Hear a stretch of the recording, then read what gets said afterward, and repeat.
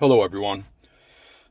So I was talking to my therapist today, and I said, I lived in Florida for almost 4 years, and now I'm back in New Jersey. I don't really have, you know, um, reliable housing in New Jersey, but I'm back in New Jersey. Is New Jersey itself home? Well, I don't know if New Jersey itself ever really felt like home. Maybe at times it did, depending on if there was a girl I liked here and if she was reciprocating my feelings. In that sense, New Jersey would definitely feel like home. Other times, I don't know. Sometimes New Jersey felt like home, and sometimes it didn't. Um, I don't know if Florida really felt like home because I really didn't have any roots down there at all. Not that I really have too many roots left here. My wife has roots, who I'm currently separated from. She has roots here, so that's sort of good. Um, but yeah, I guess everything seems kind of more familiar in a way, or more what I've been used to for the majority of my life living in New Jersey and the tri-state area of New York City and New Jersey in general. Um, the differences, of course, there are a few. Is well, there are no palm trees here, and I love palm trees. I've always loved palm trees because it's always brought on like cocaine dreams. Even though I've only used cocaine twice, and that was a very long time ago. Um, you know, I like neon. I like cocaine optimism. Okay, so I always liked sunsets that look like Jack Daniels. I always liked going down south where things start to inch by inch get a little bit warmer.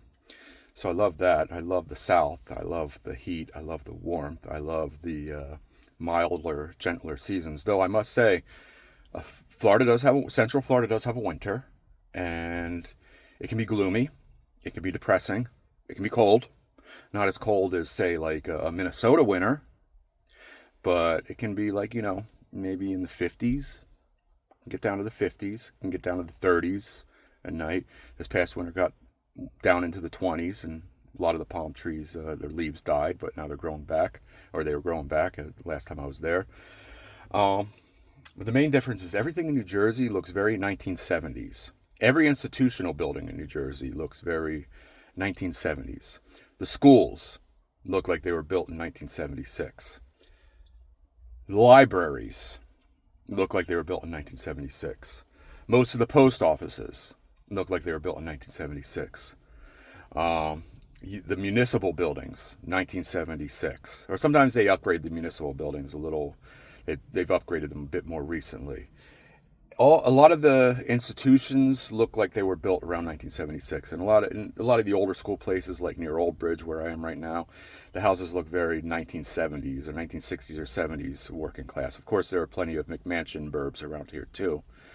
So everything kind of looks old and dated, but in a way, everything is there's a sort of an availability of things and services here that Florida seems to be lacking, even though everything looks like it was made by a quasi-communist architect and actually built around the year 1976, the year my parents were married.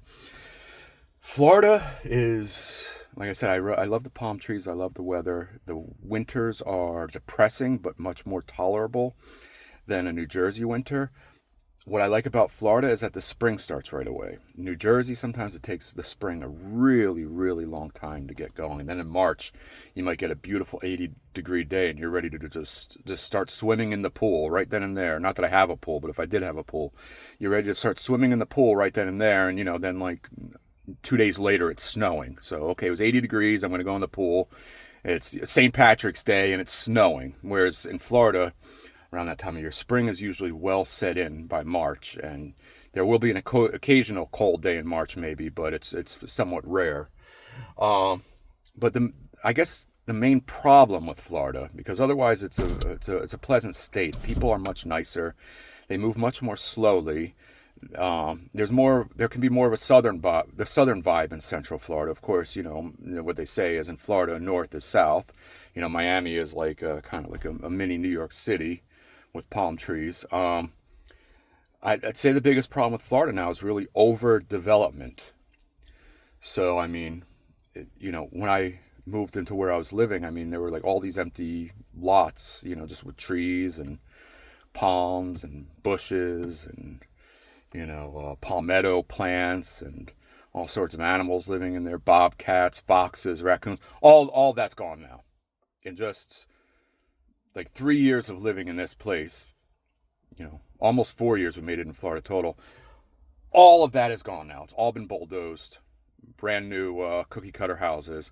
And sometimes when they build these big developments, they will just bulldoze all at once, acre upon acre upon acre upon acre of greenery. So much so that it looks as if a nuclear bomb had been set off. It looks like Hiroshima. It looks like Ground Zero. It's a fucking holocaust of trees and wildlife. Holocaust of trees and wildlife. And they leave almost like sacrificial offerings to Akraman. Like they leave these burning piles of wood in the middle of these Hiroshima sites. And like I said, it goes on for so many acres. It's worse than the bomb at the end of Predator that blew up a portion of the Central American rainforest. I mean, it's like a nuclear weapon had been set off in the middle of this greenery. And it's all because, in a way, because of people like me, northerners moving south to get away from bad weather and all the other problems we have here up north. There's been this mass northern exodus, and I was part of the northern invasion of Florida. So maybe people like me and people like me are responsible for this carnage, for this ecological carnage. But at the same time, I must say, whenever anyone is planning to do anything, to build anything, to construct anything, to build a road, to build a highway, to build condos, to build subdivisions, here's what should be considered. Who do I do this for? And when we ask, who do I do this for? Humans should always, always, always, always be at the bottom of the list. I mean, we humans, we put ourselves first, and that's understandable because we're humans. But that's a little chauvinistic if you ask me. I think just about every other living thing deserves equal or greater consideration. So, before building a huge subdivision, say, okay, well, what kind of mosquito lives here? Is it a rare mosquito? Well, if it's a rare mosquito, we can't build here. We have to figure out a way to build around this rare mosquito. And the mosquito is a creature that really no human being likes. And I'm sure quite a few animals don't like the mosquito either. But doesn't the mosquito have just as much right to be there as anyone or anything else? Or, you want to go to higher animals, you can go to a tortoise. There are tortoises all over where I lived in Florida. Gopher tortoises, and their habitat was being destroyed every day too. So we have to say, well, how many gopher tortoises live here?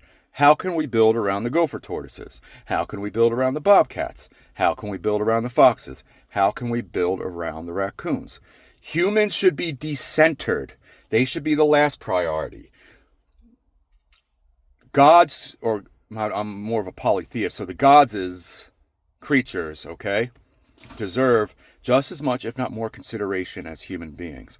So everything we build, everything we construct, everything we tear down, we need to take them into the most considerate consideration that we can have. And that's not happening in Florida right now. It's an ecological holocaust. It's an ecological disaster, and it's going to eventually destroy the reason why people wanted to move to Florida in the first place. So decenter humans. We are just supposed to be shepherds of being, okay? Nothing beyond that. We don't have to be that special.